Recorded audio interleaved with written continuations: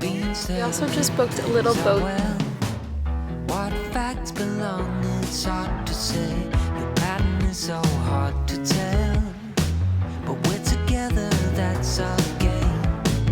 On something new with the hair today, but good morning. Welcome to the vlog. Last time you heard from me, I was in Prague and my flight had just gotten canceled. We actually ended up staying an extra day in Prague because they could not rebook us on a flight the same day. They had to rebook us on a flight the following day. So today is our one and only day in Amsterdam. We were supposed to get here Sunday at 8 a.m. and we got here Monday at like 5 p.m. So we lost like a day and a half, which kind of sucks. And because we have the rest of the trip booked, like we have the train ticket to Paris booked and like our Paris Airbnb and all this stuff, like we can't just like extend. We're gonna make the most of it. The city's just so dreamy and it's cold. The coolest thing, sun sets at like 10:14 p.m., which is insane. This is the farthest north I've been in the summer too. I've never been this far north up in the summer. I've been loving Amsterdam so far. So let's go explore some more.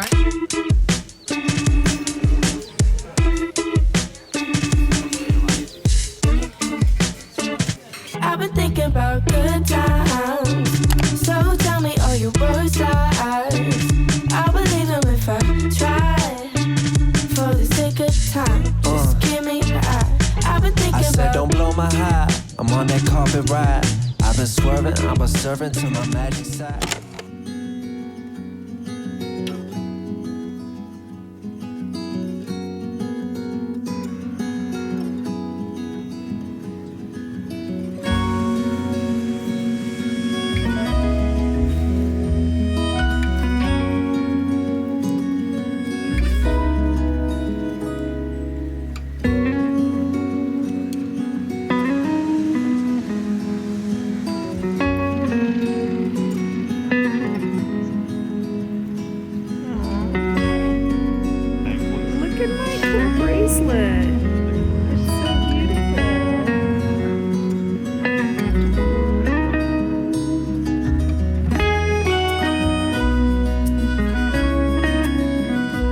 We also just booked a little boat tour. We're taking out a cute little boat. I'm so excited.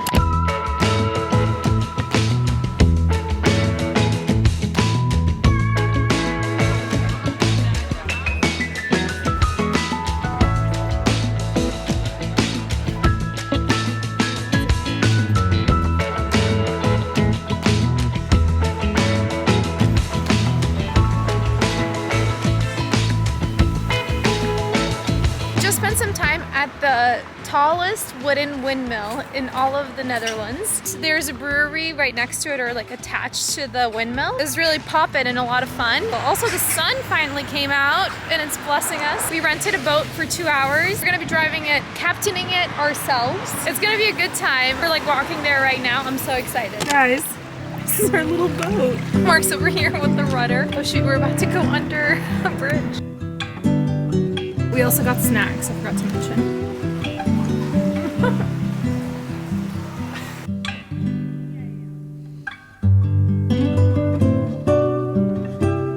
Guys, I'm driving the boat.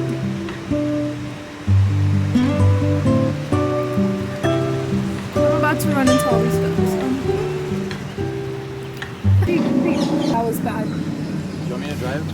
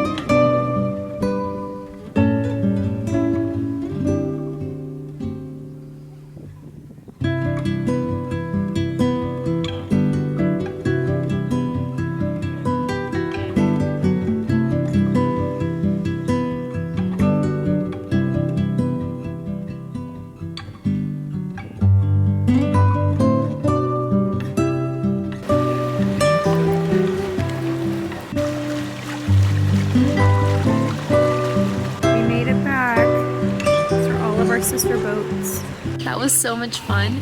Honestly, 10 out of 10 recommend. It's so worth it. It was like 130 bucks for 2 hours, or $65 an hour, so.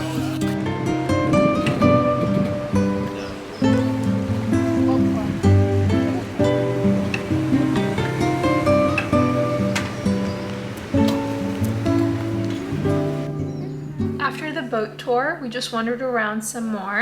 There's very few sights better than Amsterdam during golden hour. It is such a beautiful city with the canals and the houses, and it's just so lovely. We got some drinks and just hung out, relaxed, and made the most of our night since it was our last full day. The next day we took the train to Paris, and that'll be the next vlog. It'll also be my last year vlog. Stay tuned for that. Should be coming on Friday if all things go well. But for now, I figured I'd talk a little bit about money and how much of it I spent during my 30-day trip in Europe. A lot of people asked, and they also asked how I budgeted for the trip, so I will give you the breakdown and some of the tips that I have for how to prepare for such a trip. First, let's talk money. My computer here with all the numbers. Total for 2 people traveling for 30 days non-stop was $8,704. Our flights from America to Europe, we actually booked with credit card points. Can't recommend getting smart with credit card points enough. There's a lot of videos out there that will help you, a lot of blog posts, everything. You gotta use credit card points to your advantage. That saved us a lot of money because usually the long haul flights will be $1,000, $2,000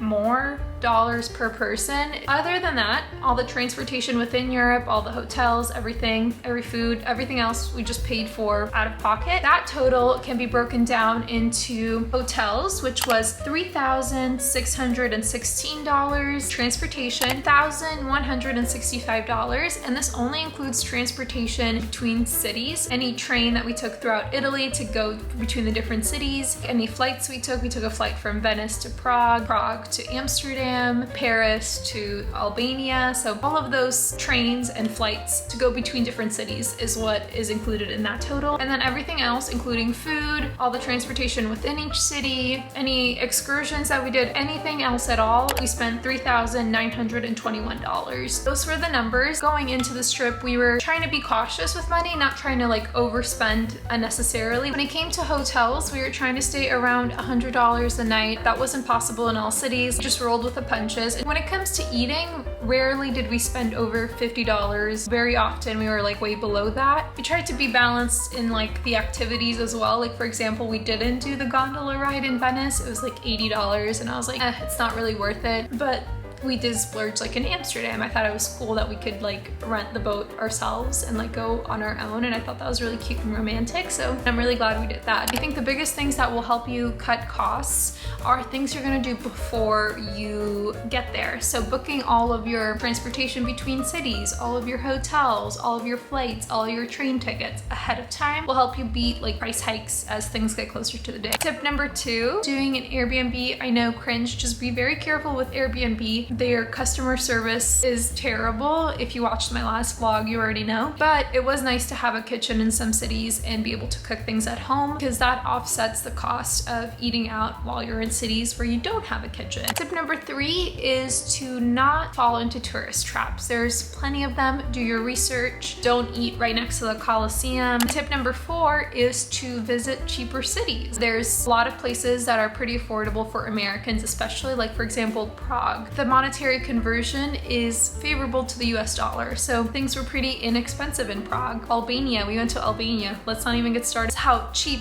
things are for Americans there in terms of the conversion. So definitely pick places that are a little bit on the cheaper side. Italy is pretty affordable. Like I said, Prague was affordable, but then places like Amsterdam and Paris were a little bit more on the pricier side. Another tip that I should mention is that you can stay at hostels. They're usually a lot cheaper than hotels or Airbnbs. When I went to Europe last time with my roommate, we actually did stay at I think 2 hostels. We had an okay experience. They weren't the best thing, but it did the job. We were out all day exploring anyway, so we didn't really spend that much time there other than sleeping. My boyfriend and I didn't stay at any hostels. I had a lot of valuables with me. Like I had my computer with me. I didn't want to leave my $4,000 computer in a hostel, and I didn't want to carry around my 4-pound laptop. Not saying that you're going to get your things stolen at a hostel. I had no problems, but just peace of mind kind of situation. As I'm editing this, I forgot to point out a few obvious things that should be pointed out because they matter in this case. I was at a high-paying job for almost 3 years, and I don't have kids or any other sort of outside responsibilities outside of my living expenses, so I was able to save a lot of money. I'm in general pretty good with my money. I don't spend a lot of money on clothes, or I don't have fancy bags or fancy shoes or fancy makeup. In general, I like to save money for experiences. 눈에 보이는 모든 게